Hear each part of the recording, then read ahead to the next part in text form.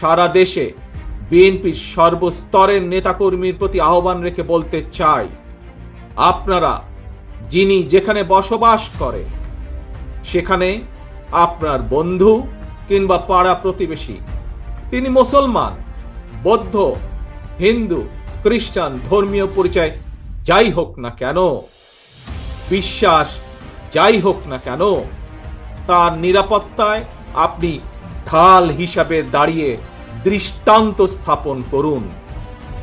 আমাদেরকে মনে রাখতে হবে, বাংলাদেশে ভূখণ্ডে বসবাসকারী প্রত্যেকটি মানুষের একটি পরিচয়, সেটি হচ্ছে আমরা বাংলাদেশী।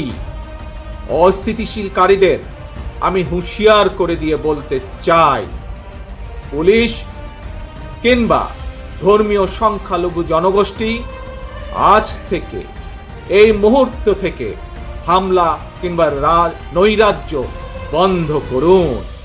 এমনকি কেউ বিএনপির নাম ব্যবহার করে কোনো অপকর্ম করতে চাইলে তাকে ধরে আইনে হাতে তুলে দিন।